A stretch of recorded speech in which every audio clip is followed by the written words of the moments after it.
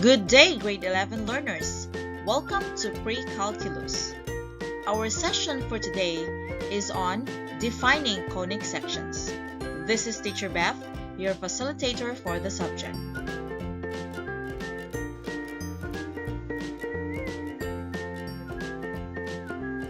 Our learning competency for this session is illustrate the different types of conic sections: parabola, ellipse, circle, hyperbola, and degenerate cases.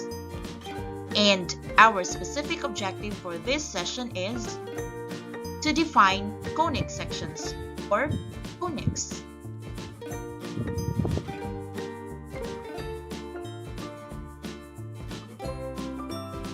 Have you been to the San Juanico Bridge? Have you tried traveling past this bridge?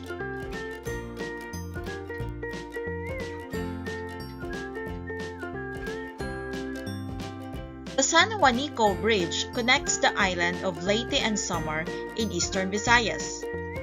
In an aerial view, the bridge looks like letter L facing the Leyte Island, and it also looks like letter S facing the Samar Island. Take a look at this aerial view and tell me if you can also say so.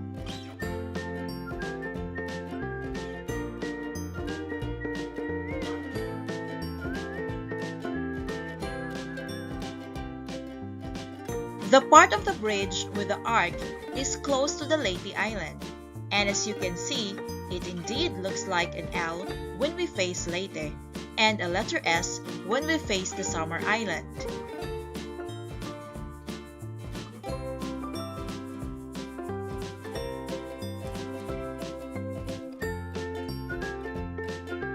The bridge was completed in 1973. And it has a total length of 2.16 kilometers.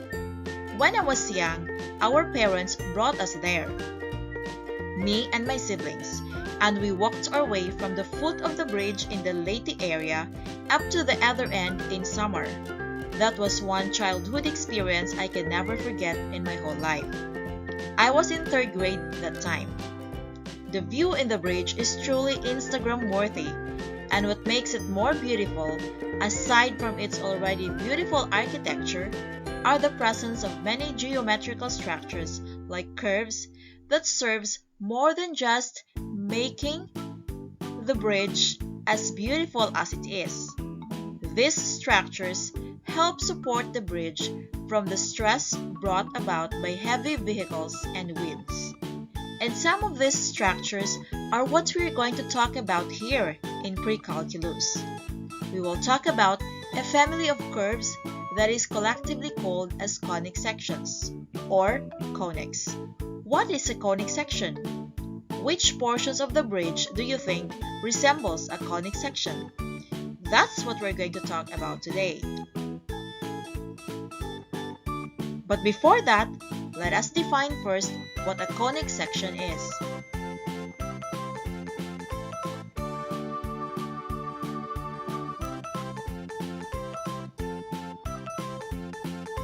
So, what is a conic section?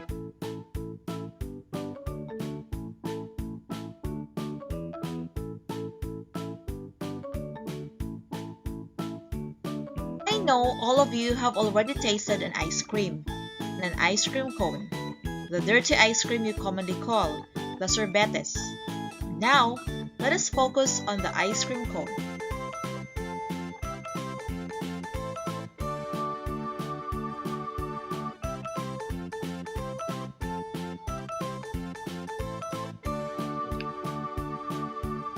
Technically, the ice cream cone that we used to call as a cone is rightfully called a right circular cone. Why right circular cone?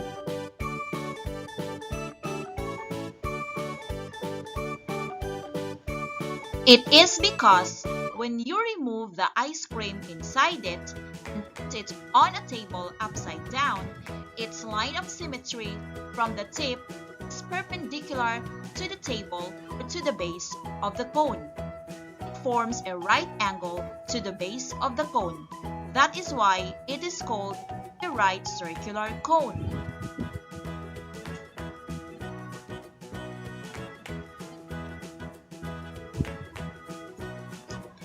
Technically, a cone is composed of two ice cream cone-like structures joined by the tips or the vertex, which is also called a double right circular cone.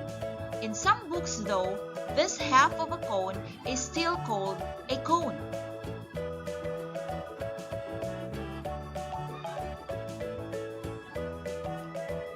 The line of symmetry of the cone passes through the vertex and is called the axis of the cone. The vertex is also called the apex. That is that part of the cone where the two tips are joined together. The surface of the two right circular cones are called the naps. The question now is, how are cones formed? Cones are generated by rotating a line about the vertex in such a way that its angle with the axis is fixed. The generator of a cone is a line and a closed curve.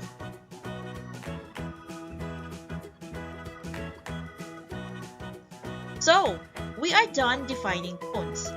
How about conic sections? What are conic sections? Or conics?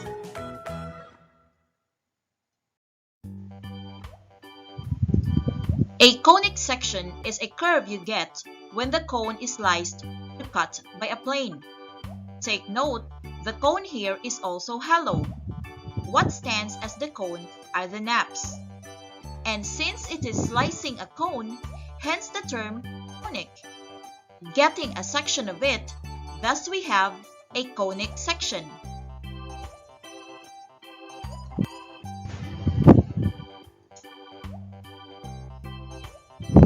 But how do we slice a cone? What are the different types of conic sections? That's what we're going to discuss in the next topic. So for now, let us recall what we have learned today.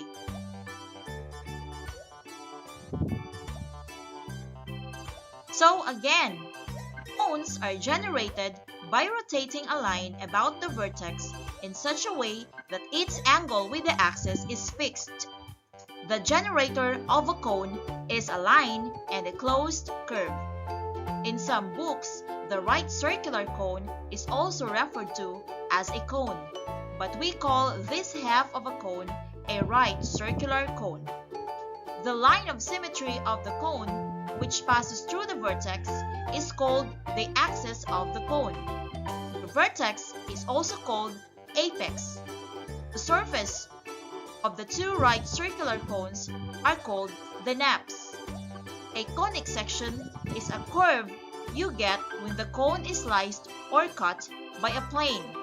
So, when you slice or cut a cone, you get a section of it. Since you are slicing a cone, hence the term conic. Thus we have a conic section.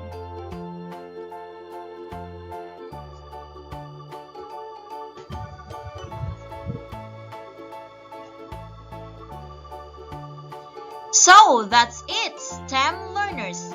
I hope you have learned something today in our first session. Bye!